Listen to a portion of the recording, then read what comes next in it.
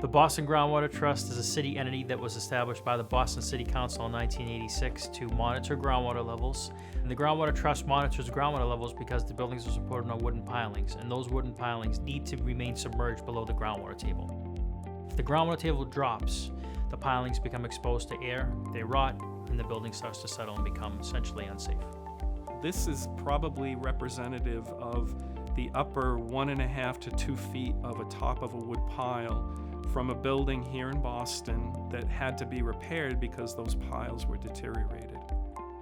The city of Boston back in colonial times, which is around 1630, 1650 time frame, was basically a peninsula as it is today, but it was much smaller. And then eventually it started to burst at the seams, and there was a need to create land.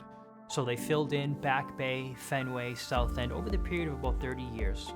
They also filled in areas of the North End, majority of East Boston, Four Point Channel. There was probably 6 major fillings that occurred that created what Boston is today.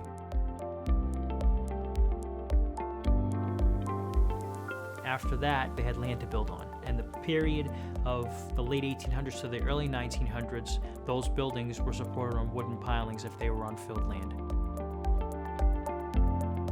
Not every building in Boston that's on wood piles has the tops of the piles at the same elevation and at an elevation that is below groundwater. As time has gone on and Boston has become more developed, there's been less ability to replenish the ground with groundwater because it's just a much more impervious boundary. As soon as the water table drops and stays down for a certain period of time, that wood becomes exposed to oxygen, and the oxygen creates an environment for bacteria and bugs to basically grow, and when those bugs grow, they attack the wood and they eat the wood, and that's how they survive. So what happens is you go from, say, a tree or a wood pile that might be 10 or 12 inches in diameter that's holding up granite blocks that's then holding up brick walls. It goes from 10 inches to about 2 or 3 inches, or in some cases it just completely deteriorates. And so what happens is the support of those blocks in the wall is lost. And the ground, which is the filled land, wasn't good ground to begin with, and so the buildings settle. And what usually happens is none of the piles will deteriorate at the same time. So you get different conditions at a front of a building versus a back of a building.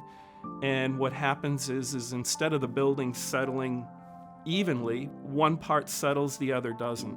And when that happens, the brick cracks, or your nicely finished walls will crack, or you can't open doors and windows, or you just have problems with sort of the house itself.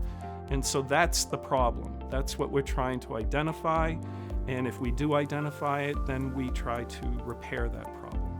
The city and ultimately the residents look to us as a resource. You know, we're the information guys, so to speak. People want to know where the groundwater levels are, foundation information, piling cutoff information. We have that. And our primary purpose is to record and report on the groundwater levels, make recommendations to solve the problems, and inform people. Let the people know of this issue, why it's important to maintain groundwater levels, that these buildings are in fact on wood pilings, because the first thing you would think of a building is concrete or steel. We monitor groundwater levels through a series of groundwater observation wells that are in the public way. So there are roughly 800 observation wells spread throughout all the areas of the city where there are wood piling supported structures. Every 5 to 6 weeks, we read all 800 wells, and then we start in East Boston. We finish up in the southern portion of Back Bay. Once we finish there, we go right back to the beginning and we start all over again. And it's a process that usually is about 7 to 8 times a year. We read the whole well network. If someone calls us to say, I have a building here, is it at risk? So we look at our groundwater elevation data, we'll look at our pile cutoff elevation data, which gives us the height of the pilings, and then we'll make a recommendation off that, whether or not they should seek out additional assistance. And ultimately at that point, then it would lead to contacting a geotechnical engineer, a structural engineer to come out. They'll come out, they'll take a look at the building and give a more professional assessment and advise on what to do from there. If the Groundwater Trust didn't exist and this well network wasn't established, you'd be putting thousands of buildings at risk.